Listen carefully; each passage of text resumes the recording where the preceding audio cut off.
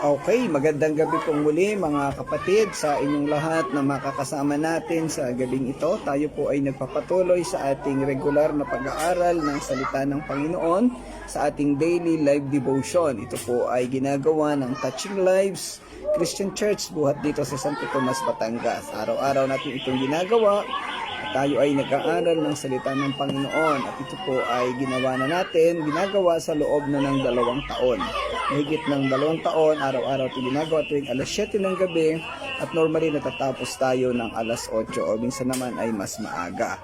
So tayo po ay magpapatuloy sa gabing ito. Nawa ang mga kasama natin ay mag-join at nawa po ay matuto ang bawat isa sa ating pag-aaral na gagawin sa gabing ito. Tayo po ay nasa pagpapatuloy ng Isaiah chapter 24. Ngayon po ay nasa verse 14 and 15 ng ating tatalakayin. Kagabi natapos natin ang 12 and 13, so atin po itong ipagpapatuloy. Muli po, samahan po ninyo ako sa ating pagsisimula sa pamamagitan ng panalangin.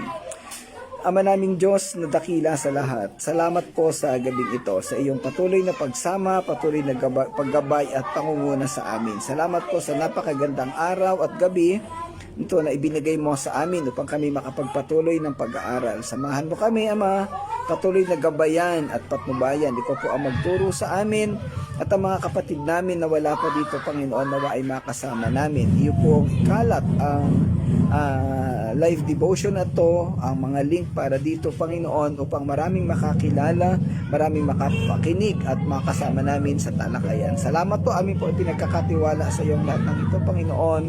Tulungan mo po ang bawat isa, lalo na po ang mga kapatiran dito sa Touching Live. Sa pangalan ng Panginoong Hesus. Amen. Okay, so wow, magandang gabi, Sister Jane. Salamat at naandyan ka na. Wala pa ang mga ibang kasama natin. Wala pa ang mga kaklase namin. Naandyan na yung principal. Okay. Sige po, so tayo magpapatuloy. Kagabi ay natalakay natin ang talatang 12 at 13 kung saan ito ay tumalakay sa doon sa pagguho o pagbagsak ng bayan ng Jerusalem. At dito ay tinalakay na bagamat gumuho ang Jerusalem, ang sitwasyon nito ay ikinumpara doon sa puno ng ulibo na uugain ang mga bunga. Subalit gaano man ito kauga na gawin ay mayroon pa ring mga ilang bunga na matitira. Yan, mayroong matitira at ito'y sumisimbolo sa mangyayari sa bayan ng Israel. Kahit na parusahan sila ng Panginoon, mayroon pa ring ititira ang Panginoon sa kanila. Magandang gabi, Pastor Ferdy. Kumusta po kayo? Salamat sa inyong pagsama at pag-join dito sa ating devotion. At syempre, si Sister Edna Durana from POMCC. Magandang gabi po sa inyong lahat. Okay, so yun nga ginawang ilustrasyon dito sa talatang 12 at 13, ikinumpara ang puno ang bayan ng Israel at ang buong daigdig sa puno ng ulibo. Nakakita na siguro tayo ng isang puno na hitik ng bunga. At pag ang puno na yan ay inalog mo, normally yung mga bunga niyan ay manlalaglag. Subalit kahit na manlaglag ang mga bunga, mayroong matitira sa sanga na mananatiling nakakapit.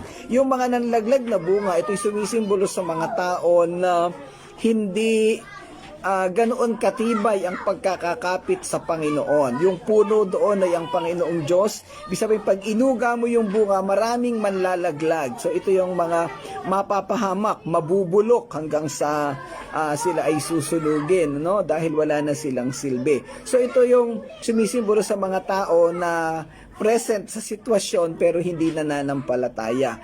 Pero yung mga maiiwang nakasabit sa puno, ito yung iiwanan ng Diyos, sila'y magbabago, magbabalik loob at mananampalataya sa Panginoon. Sa ibang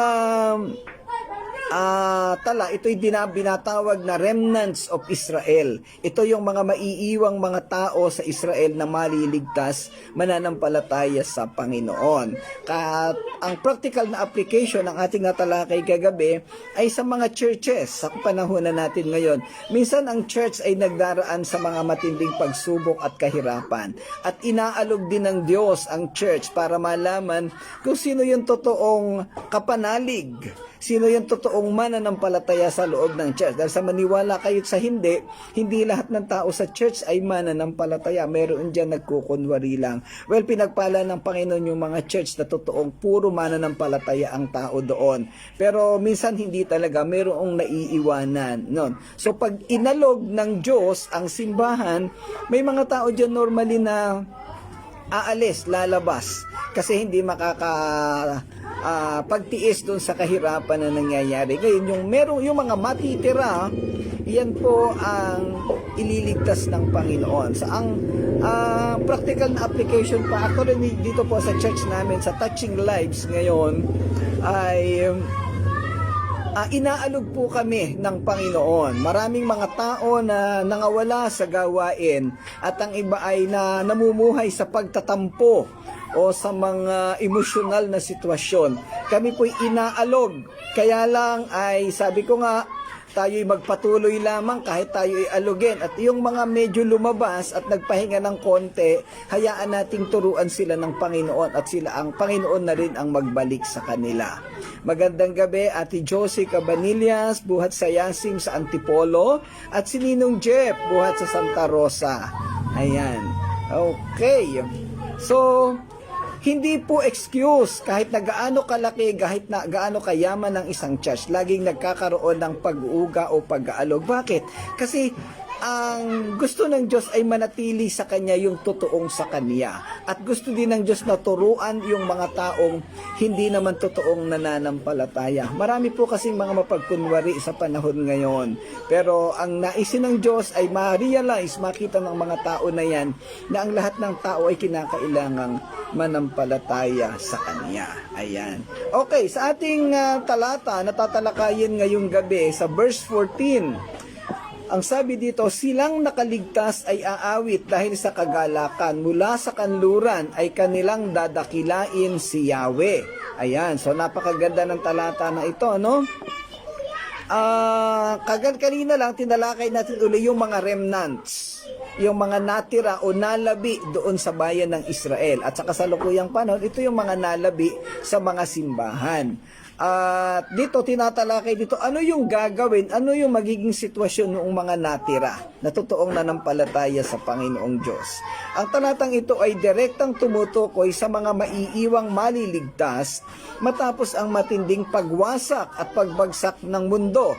By the way, ang isa pang larawan dito, yung panahon ng tribulation, meron doong mga maiiwan, no? Again, sabi ko nga nung nakaraan, hati ang pananaw ng mga tao sa iglesia. Sino daw ba yung mga maiiwan during the time of the tribulation? Merong isang grupo na nagsasabi na mga Gentiles din daw yun at mananampalataya. Meron namang isang grupo na nagsasabi na mga Israelita lang yung maiiwan. Kasi during the time of tribulation, wala na yung mga hintil dito sa lupa. Yung mga Kristiyano'y wala na, inalis na, iniakit na ng Panginoon sa kalangitan. At yung mga hintil na natira sa lupa, pawang mga hindi mananampalataya yon. Pero kung meron mang maiiwan sa mundo na mga hintil na mananampalataya, ay palagay ko ay ano na yan, the sovereignty ng Panginoong Diyos. Kasi po ang Touching Lives Christian Church ay naninindigan na ang mga maliligtas sa panahon ng tribulation ay mga Israelita lamang. Sila yung remnants of Israel. At mababasa natin yan sa iba, doon sa Pahayag chapter 7 verses 9 to 17. At ganoon na rin, I think chapter 14 meron ding binabanggit doon. Okay. So ang gagawin nitong mga taong maiiwan na maliligtas, sila ay magpupuri sa Diyos sa ginawang pagliligtas sa kanila. Ang mga malalabing mga tao ay magtataas ng kanilang mga tinig sa pagpupuri at kagalakan sa Diyos na nagpapahayag ng pagpupuri sa Kanya, nagpapahayag ng pagsamba sa Kaniyang kamahalan, partikular na mula sa kanluran ng mga rehiyon, binibigyang kahulugan bilang mga baybaying lugar o mga bansa sa kabila ng dagat Mediterano. Okay, meron ako nakitang ilang pangalan, so ayan, welcome po uling lahat sa Okay, si Ninong Jeff nandito, si Celerina Ebanghelio, I think taga Santa Rosa din yata ito o taga Kabuyaw, mga dating kasama sa Winner Church. Ayan. Okay, syempre si Pastor Claude ay naandyan na. Welcome, Pastor. Ayan. Itong sinabanggit dito, kanluran, ito yung mga bayan sa kabila ng dagat Mediterano. Kanluran. Mamaya mayroong simbolismo ang salitang kanluran diyan. Kung saan ang mga mensahe ng Ebanghelyo ay malawak na tatanggapin. Sa esensya, ito'y nagsasalita ng isang hinaharap na panahon kung saan ang mga tao mula sa lahat ng mga bansa ay pupurihin ang Diyos sa kabila ng mga paghihirap na kanilang kinakaharap. Sa Pahayag chapter 7 verses 9 to 17, binabanggit ang mga salitang ito.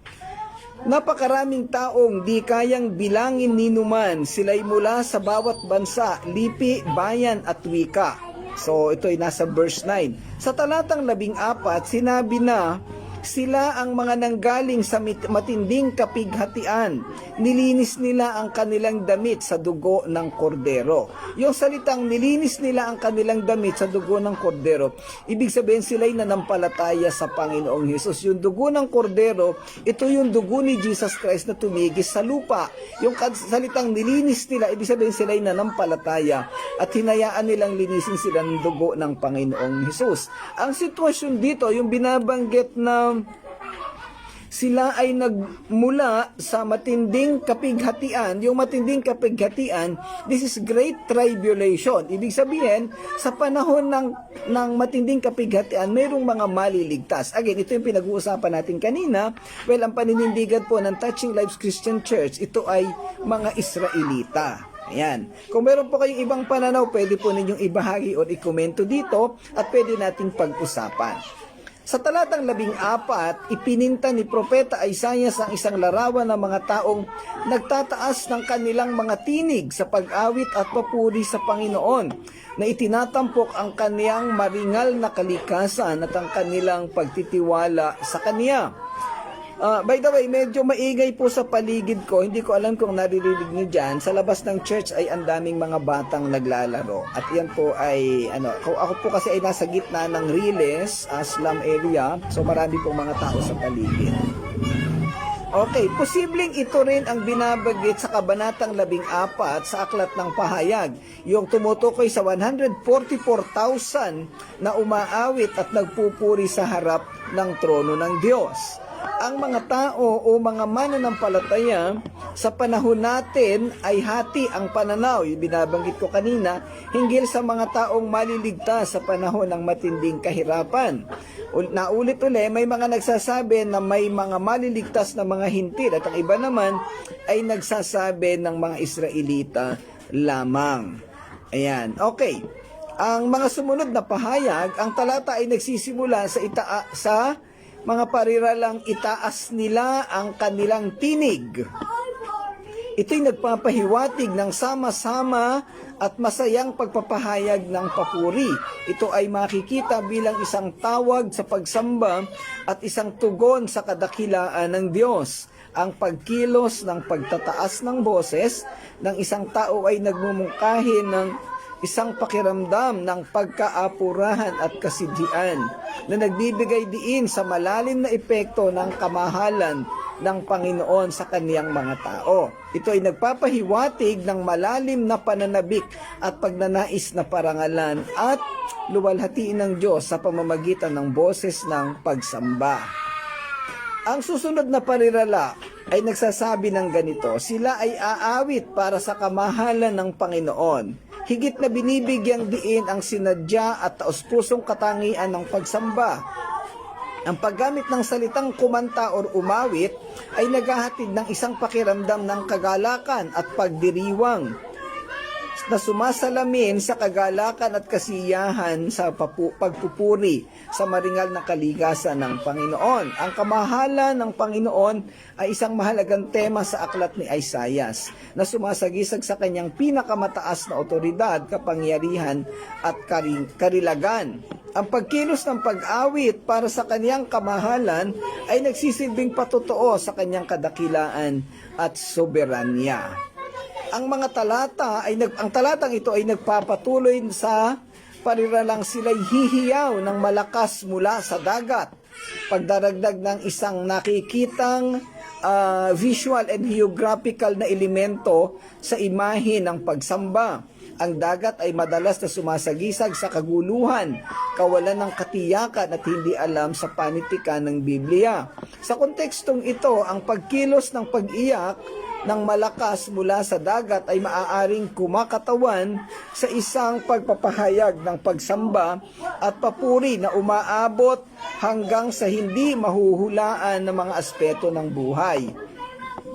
Ipinahihiwatig nito ang ideya na ang pagsamba sa Panginoon ay hindi nakakulong sa isang tiyak na lokasyon, ngunit tumatago sa bawat pangyayari, lugar at mga kapaligiran. Hindi limited ang sitwasyon ng pagsamba. Kahit nasa ang lugar tayo, kahit ibang bansa man, ay mayroon at mayroong nangyayaring pagsamba. Naalala ko noong ako'y magsimulang pumunta sa Middle East, ang orientation namin sa amin sa employment agency, wag kayong magdadala ng Bible at bawal ang anumang gawain ng pagsamba sa Saudi. Ako po, matigas ang ulo ko.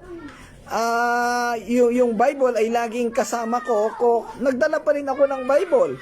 Pagdating doon, wala naman naging problema. Hindi naman ako sinita sa immigration. At pagdating doon, merong church na naghihintay. So, ang Saudi Arabia, ang Middle East, kahit po ito isang Muslim or Islamic country, na andoon pa rin ang mga gawain ng pagsamba. Although underground o nakatago, pero naandun at hindi nawawala ang pananampalataya ng mga tao doon. Yan. Ang tema ng pagsamba, kamahalan at universal na pagpapahayag ay sentro ng mga komentaryo ng Isaiah chapter 24 verse 14, itong talata na ito.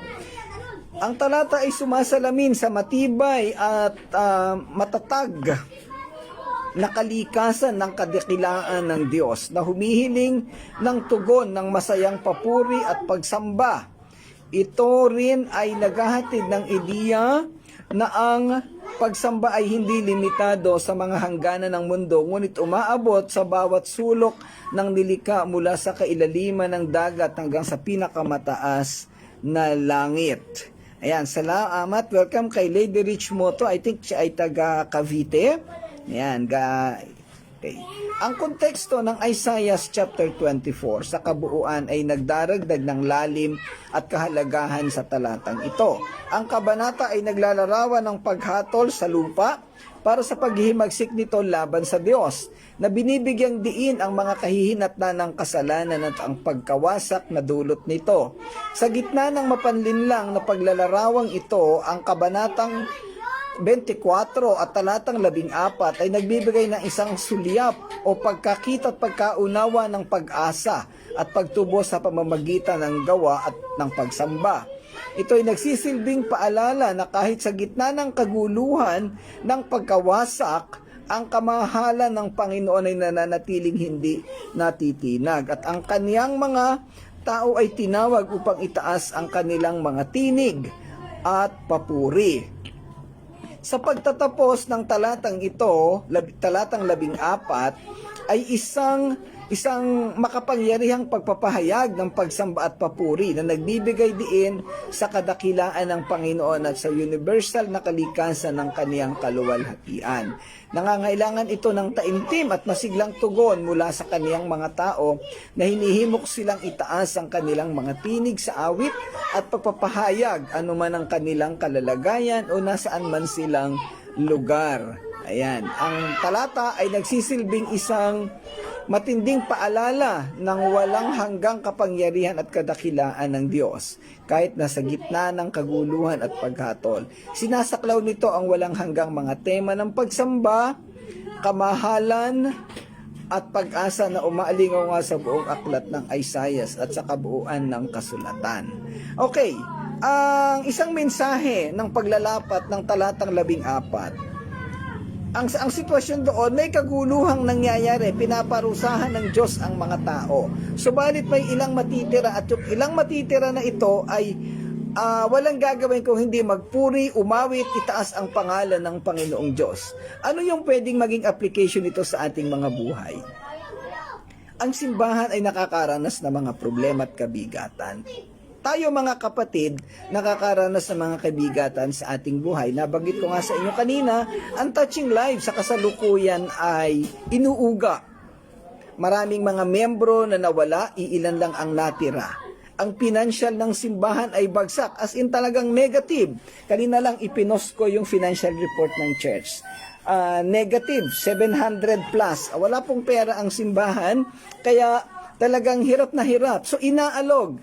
Pero sa kabila ng kahirapan at problema na to, dapat na magpatuloy ang paglilingkod sa Panginoon. Hindi pwedeng isara ang simbahan dahil walang pera, dahil iilan ang tao. Dapat magpatuloy.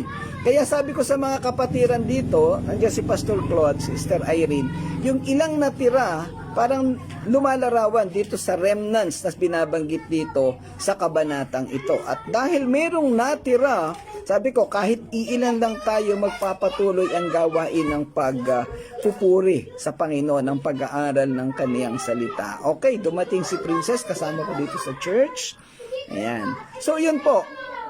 Kapatid, ang iyo bang pagpupuri, paglilingkod sa Panginoon ay nakabatay sa kagandahan, sa dami ng tao, sa dami ng pera o material resources ng church? Kung gano'n ang iyong basihan, baka nagkakamali tayo ng pananaw. Ang pagpupuri, pagsambat, paglilingkod sa Panginoon ay nakabase sa katotohanan ng ating pananampalataya, ng ating puso, ng ating dedication, ng ating commitment sa Panginoon. Kamay tao man o wala, kinakailangan nating magpuri, kinakailangan nating magtuloy. Bigla ko lang naalala yung sitwasyon dati sa Yasim, UR Special International Ministry sa Antipolo. Nandyan si Ate Josie Cabanillas, kasama natin dati yan sa Antipolo. Hanggang ngayon nasa Antipolo pa rin sila, ako lang po yung nawala doon. So basically parehong larawan, iilan yung tao sa church. Hindi ko lang alam ngayon kung marami na o kung iilan pa lang din, pero tuloy-tuloy ang gawain ng pagpupuri, ng pagsamba at paglilingkod sa Panginoon. Hindi po tayo nakatingin sa bilang. Bagamat syempre kina Pastor Ferdy diyan sa Cagayan ay maraming mga tao. Ayan. Sa Mabini, marami din kina Sister Jane at mga matatagal na simbahan na yan. At syempre sa inaatinan ni Ate Pearly, nakuha, welcome Ate Pen sa gawain ng Panginoon. Malaki ang church na kanilang kinakaaniban.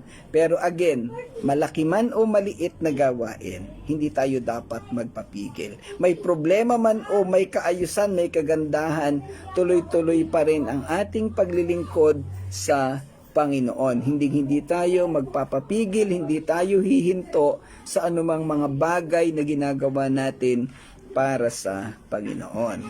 Okay. Ayan. Salamat, Pastor Freddy. Nakalimutan ko yung Claveria eh. Ayan. Okay. Wow. Welcome po kay Nanay Belen Ulibalang, asawa ni Pastor James from Kalawan, Laguna. Ayan. Salamat po, Nay, sa inyong pagsama sa ating pag-aaral. Punta po tayo sa verse 15. Ang sinasabi dito, pupurihin siya doon sa silangan at ipagbubunyi ang pangalan ni Yahweh, ang Diyos ng Israel, sa baybayin ng dagat. Wherefore glorify ye the Lord in the fires, even the name of the Lord God of Israel in the isles of the sea. Welcome uli kay Tatay Rene Magsanok from POMCC. Salamat po ulit tayo. Ang talatang ito sa verse 15 ay nagpapahayag ng pagpupuri at pagbibigay ng karangalan sa Diyos simula sa pagsikat ng araw sa silangan hanggang sa paglubog nito sa kanluran. Sa salin sa magandang balita Biblia, ginamit lamang ang salitang sa silangan upang ipahiwatig ang pagsisimula sa pagsikat ng araw at ang mga salitang baybayin ng dagat na sumisimbolo sa kanluran kung saan lumulubog ang araw. So, pansinin natin dito, yung verse 14 ng tinalakay ay silangan. At dito naman sa Verse 15, ang tinalakay ay kanluran. Well, ang simbolismo po nito, ibig sabihin, simula sa pagsikat ng araw hanggang sa paglubog ng araw, ay pupurihin at sasambahin ang Panginoon. At yung silangan at kanluran, ito yung pagitan, ito yung dulo ng dalawang lugar. Ibig sabihin, sa buong mundo, pupurihin ang Diyos. Yan, sa King James Version ng Bible, ginamit ang salitang fires na katumbas ng salitang light o liwanag na iniuugnay sa silangan kung saan ang araw ay sumisikat, doon nagmumula ang liwanag. Sa dulo ng talata ay ginamit naman ang Isles of the Sea o baybayin ng dagat na pareho namang tumutukoy sa kanluran. Ito yung binabanggit ko kanina. Ang pagpapasimula ng talata sa kapahayagan ng silangan at pagtatapos nito sa kapahayagan ng kanluran ay sumisimbolo sa panawagan na purihin si Yahweh simula sa pagsikat ng araw hanggang sa paglubog nito. Ang mga parehong pahayag ay mababasa din natin sa Malakias chapter 1 verse 11. Ganito po ang sinasabi: Iginagalang ang aking pangalan ng lahat ng mga bansa mula silangan hanggang kanluran. Nagsusunog sila ng insenso at nag-aalay ng malilinis na handog para sa akin. Ako'y pinaparangalan nilang lahat. Gayon din sa Isaiah chapter 59 verse 19. Kaya katatakutan siya ng mga taga-kanluran at dadakilain sa dakong silangan.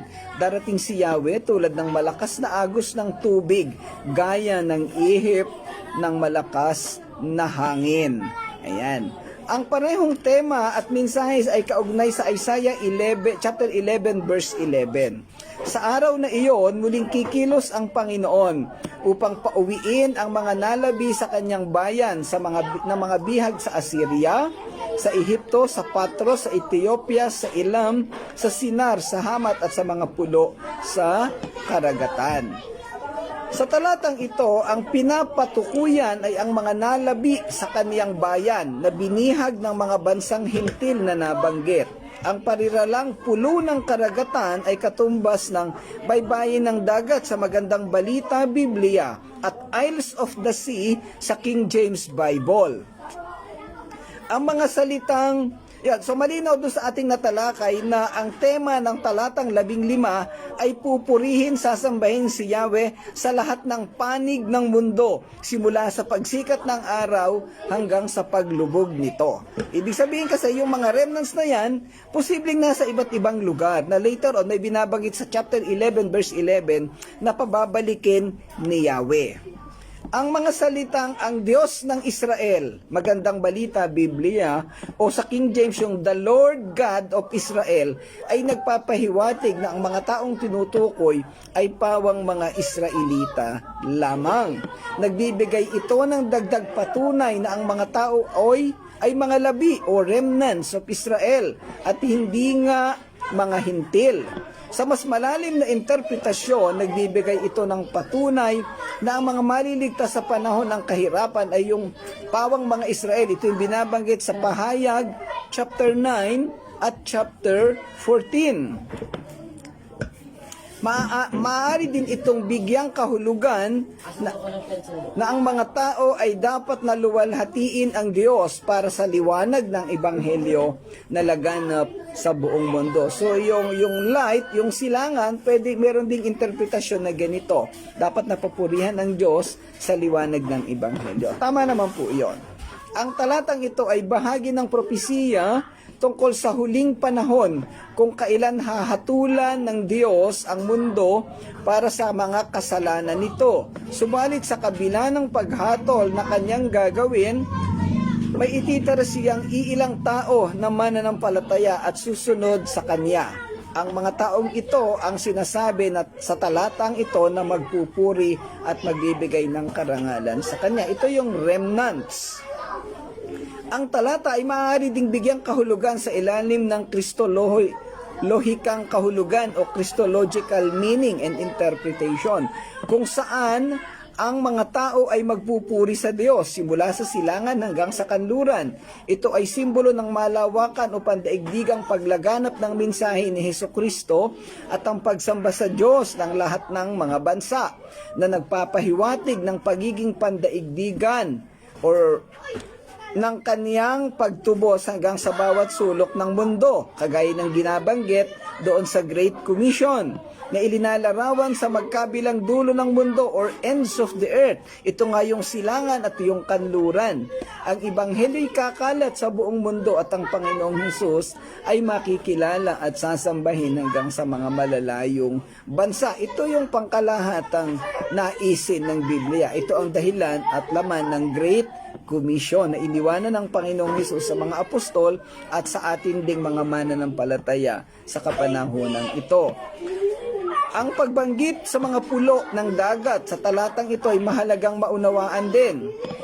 Ang mga isla ay maaaring kumakatawan sa malalayo at liblib na mga lugar kung saan maaaring mahirap mapanatili ang koneksyon sa Diyos.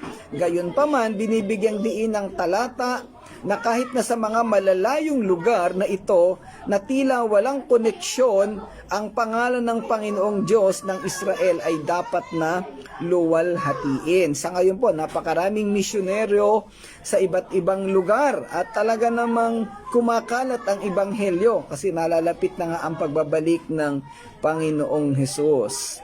Ayan. Ito ay nagsasalita sa universal at hindi nagbabagong kalikasan ng otoridad ng Diyos at ang pangangailangan para sa kanyang papuri na umaalingaw-ngaw mula sa bawat sulok ng mundo, gaano man ito kabukod o malayo. Ayan, nakita ko sa picture si Sister Angel Torrejo Velos from Batangas City. Nakalimutan ko yung particular na lugar sa saan nagdimisyon sina Pastor Eric Velos. Mga kasama po natin yan sa Bible Baptist doon sa Batangas. Ayan. Okay, nagpapahayag din ang talatang ito sa ideya ng pagluwalhati sa Panginoon kahit sa panahon ng pagsubok at kahirapan. Ipinapaalala nito na patuloy na purihin at parangalan ng Diyos anuman ang mahihirap na kalagayan na maaring kinakaharap ng tao. Gaya nga ng binabanggit ko kanina, hindi tayo nagpupuri, hindi tayo sumasambat, naglilingkod sa Panginoon sa panahon lamang na maayos ang ating sitwasyon o kalalagayan. Mas lalo tayong dapat na magpurit, sumamba at maglingkod pag tayo'y nakakaranas ng mga kahirapan at mga minsan sinasabi nating pagsubok. Ang mas gusto kong term dito ay pagtuturo at pagsasaayos sa mga sitwasyon ng iglesia o ng personal na tao. Ito ang isa sa pangunahing mensahe na iniiwanan ng talatang ito. Ang pagluwalhati sa Panginoon sa gitna ng pagdurusa at kahirapan. Ito ang sumasakop sa ideya ng pananatiling tapat at matatag na debosyon ng isang tao sa Diyos kahit na nahaharap sa mapanghamong mga kalalagayan. Ang mga apoy na binanggit sa talata ay mauunawaan bilang sumisimbolo sa kahirapan at pagdurusa. Ngunit kahit nasa gitna ng mga apoy na ito, dapat na manatili ang pagtawag at pagluwalhati sa Panginoon. Ang temang ito ay isang makapangyarihang paalala para sa mga mananampalataya na panatilihin ang kanilang pagtitiwala sa Diyos at patuloy na parangalan at purihin siya. Anuman ang mga pagsubok na maaaring harapin nila. Magandang gabi at welcome kay Ate Beck Bernal sa galing from Talisay. Mga kasama natin nung una doon sa nagsisimula ng Touching Lives doon sa San Roque. Yan. Okay. Hinihimok din nito ang lahat ng na dapat na purihin ng Diyos sa kabila ng kakaunting bilang. Kasi yung remnants, iilan lang yun. Minsan, ang sukatan ng mga tao sa paglago ng church ay yung bilang, yung dami ng tao. Well, totoo na masarap at magandang dalahin o paglingkod sa isang church na maraming tao. Pero kung kukunti lang ang iniiwanan ng Panginoon at inilalagay ng Panginoon, di dagdagan natin, maghayag ng mensahe ng kaligtasan at para dumami. Pero hindi tayo dapat huminto pag kukunti lang ang tao sa church. Dahil yung iilang tao na yan ay mahal yan ng Panginoon at kinakailangan din na makarinig ng Ebanghelyo.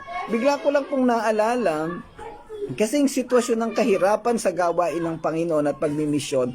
Noong isang linggo, meron tayong nag-join dito, si Rebecca Pung. Sila ay mga church planter at missionary sa Vietnam. Sa Vietnam hanggang ngayon ay karamihan ng simbahan ay underground, hindi hayagan. Dahil sila ay hinuhuli, hindi ko alam ng gobyerno ba o ng mga militanteng grupo. Sa underground ang karamihan ng mga simbahan doon. Pero ito, maraming mga church planter na nakatira at nandun sa iba't ibang lugar sa Vietnam. Yan. Bilang karagdagan sa makapangyarihang mensahe ng talata sa pananampalataya at pagtitiis sa gitna ng kahirapan, nagdadala rin ito ng masigit pang malalim na espiritual na kahulugan. Ang mga apoy na binabanggit sa talata ay makikita bilang kumakatawan sa pagdadalisay at paglilinis ng gawain ng Diyos sa buhay ng kaniyang mga tao. Parang yung salitang pruning or sanctification. No?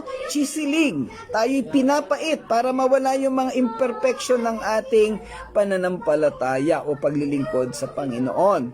Sa buong Biblia, ang apoy ay kadalasang ginagamit bilang simbolo ng presensya ng Diyos at ng mahalagang metal na dinadalisay sa apoy.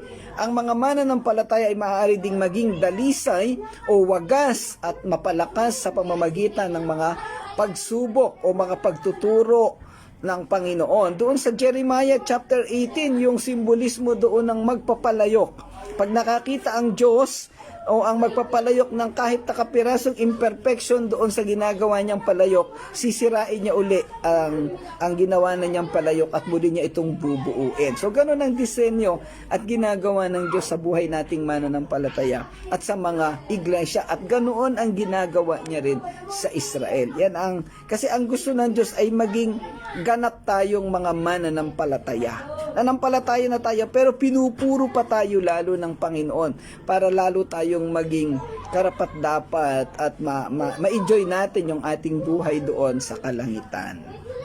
Ayan. Kung paanong ang mga mahalagang metal ay dinadalisay sa apoy, ang mga mananampalataya ay dinadalisay din upang mapalakas sa pamamagitan ng mga pagsubok at hamon na kinakaharap.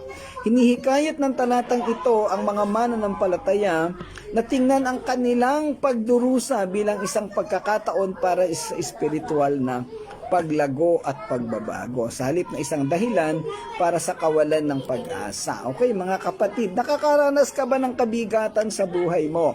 Nakakaranas ba ang simbahan mo ng pagbagsak? Huwag mo itong tingnan ng negatibo. Tingnan mo itong positibo dahil mayroong planong maganda ang Panginoon sa buhay mo personally, individually, at sa buhay ng buong iglesia kung saan ikaw ay kabahagi. At ganun po ang sitwasyon ng Touching Lives Christian Church. Sa pagtatapos ng ating talakayan, ang talatang ito ay isang makapangyarihan at makabuluhang talata na nagsasalita sa matibay na pananampalataya at debosyon ng mga mananampalataya. Ayan, welcome kay Ate Malen Muyano, buhat dito sa Santo Tomas. At syempre si Kailin, pamangkin ko from General Santos City. Okay, so tuloy natin. Bagamat malapit na tayong matapos, pwede namang i-review yung video mamaya. Okay, kahit nasa gitna ng pagdurusa at paghihirap, binibigyan din nito ang kahalagahan ng patuloy na pagluwalhati at pagpaparangal sa Panginoon. Ano man ang mga kalagayang maaaring harapin natin, ang mga talata ay nagdadala rin ng mas malalim na espiritual na kahulugan na nagbibigay diin sa pagdadalisay at paglilinis ng gawain ng Diyos sa buhay ng kaniyang mga tao. Ito ay nagsisilbing mapagkukunan ng pampatibay loob at lakas para sa mga mananampalataya na nagpapaalala sa kanila ng hindi natitinag na kalikasan ng otoridad ng Diyos at ang pagbabagong kapangyarihan ng pananampalataya. Okay, bago tayo tuloy yung magwakas, nais ko lang ipaunawa uli at ulitin sa lahat ng nakikinig dito. Kapatid, ano ang kalalagayan ng iyong pananampalataya? Para bang humps na ikaw ay aakit tapos bababa? Mauga ba ang iyong buhay pananampalataya? Yumayanig ba ang sitwasyon ng inyong simbahan? Inaalog ka ba ng Diyos? Sigurado na may nais na ituro ang Panginoon sa inyong lahat. Pwedeng sa iyong personal na buhay, bilang tagasunod, bilang mananampalataya, o pwede namang sa pangkalahatang sistema ng church. Pero mga kapatid, kung meron tayong ganitong karanasan, hindi tayo dapat sumuko. Hindi tayo dapat magpatalo sa hirap, sa bigat, anumang problema at sitwasyon, may pera man o wala. Nabanggit ko nga sa inyo, ang touching lives ay negatibo, ang financial standing. Kamakailan lamang naputulan ng kuryente ang church, tapos nawala yung ibang miyembro. Bukas may billing na naman ng kuryente. Meron pang aming outstanding na hindi nababayaran. Hindi ko po alam kung saan namin kukunin ang pambayad. Magbibil na rin sa internet. Pero hinahamon po kami patuloy ng Panginoon na magpatuloy sa gawain ng paglilingkod sa Kanya. Hindi ba pipigilan ang gawain ng Panginoon dahil ito ang Kanyang naisin? At ito po ang misyon nating lahat. Ito ang gawain natin sa Panginoon. Hindi tayo naglilingkod sa Panginoon pag komportable lang ang ating sitwasyon. Hindi tayo nagbibigay ng parangal sa Kanya pag maayos lang ang ating pakiramdam. Lalo tayong dapat na magbigay ng papuri, ng pagsambat, paglilingkod sa Kanya kung mabigat ang sitwasyon natin. O upang lalo nating makita kung ano ang pag-ibig, kung anong level ng pagmamahal at pag-iintindi sa atin ng Panginoon. Ang Diyos na ating sinasamba ay Diyos na totoo, Diyos na makapangyarihan, Diyos na nagmamalasakit sa bawat individual na mananampalataya at sa buong iglesia na Kanyang itinatag. Magpatuloy tayo mga kapatid. Maraming mga taong umaasa sa atin at kagaya ng sitwasyon ng Israel, kagaya ng magiging sitwasyon sa mundo sa panahon ng Great Tribulation. Mapapahamak ang maraming tao, pero mayroong bahagi ng mundo o ng tao na ititira ng Diyos. Baka yung ititira ng Diyos ay ikaw ang gagamitin ng Panginoon para mabahaginan mo siya ng kaligtasan. Baka yung ibang isasama ng Panginoon sa Kanyang kaharian ay tayo ang gagamitin ng Panginoon para makakilala sila sa Kanya at magkaroon ng buhay na walang hanggan. Pag tayo'y huminto, papaano ang mga taong ito? Baka ang ibang taong hindi nananampalataya sa paligid natin ay ating mga kapatid, kaibigan, kamag-anak, mga mahal sa buhay. Kapatid, huwag tayong huminto, magpatuloy lamang regardless of what material and financial situations na ating nararanasan. Tuloy-tuloy lang po tayo sa paglilingkod sa Panginoon. Magandang gabi, Pastor Eman from Muntinlupa City. Bagamat patapos na tayo, pero salamat at sa iyong pagdaan. Pwede namang i-review ang ating talakayan. Okay, so hanggang dun po ang talakayan natin sa gabing ito. Isaiah chapter 24 verses 14 to 15. Bukas po itutuloy natin ang pagtalakay sa talatang 16 hanggang 18. Samahan po ninyo uli kami. Magsama-sama po tayo tuwing alas 7 ng gabi. Okay, habol din Sister Elsie Valencia. Di ko alam kung ito po ay nasa Singapore pa o nandito na sa Pilipinas. Welcome kapatid, salamat sa iyong pagsama. Ipanoorin na lang yung video dahil tayo ay nasa pagtatapos na po. Okay, samahan po ninyo ako sa ating pangwakas na panalangin. Panginoong naming Diyos na makapangyarihan sa lahat, Ikaw ang Diyos ng soberanya at otoridad. Panginoon, sa iyo namin ipinagkakatiwala ang lahat, ang buhay namin, ang paglilingkod namin sa iyo, Panginoon. Sabahan mo po kami, tulungan mo po kami, at Ikaw ang mag-sustain sa bawat bagay na ginagawa namin. Ikaw po ang mag-sustain sa aming paglilingkod sa iyo, at lagi ka naming maparangalan, maitaas at mapupurihan. Samahan mo kami sa mga mabibigat at magagaang sitwasyon namin, Panginoon. Wala kaming ibang aasahan sa mundong ito kung hindi Ikaw. Panginoon, tulungan mo ang bawat isa na makapagpatuloy ng paglilingkod anuman ang sitwasyon. At ang mga individual na tao na nakakarasin ng kabigatan, hayaan mo, Panginoon, na patuloy na maging instrumento ng iyong ebanghelyo. At gabayan mo ang lahat ng nakakasama namin sa talakayan na to araw-araw. At ang iba pa, Panginoon, Ikaw po ang magkalat ng link, ng possibility na makasama pa namin sila. Salamat po, dakilang Diyos. Amin po pinagkakatiwala sa iyo ang buhay namin. Patuloy mong isustain ang aming buhay, ang aming paglilingkod sa iyo bilang mga anak mo at mga lingkod mo. Salamat po, Ama. Ito po ang aming dalangin sa pangalan ng Panginoong Hesus. Amen. Okay, maraming salamat pong muli sa inyong lahat. Hindi ko nababanggit ng isa-isa uli ang mga pangalan dahil ang dami po ninyo. Kita-kita po ulit tayo bukas. God bless po. Pagpalain kayo ng Panginoon. See you tomorrow. Bye-bye. Bye.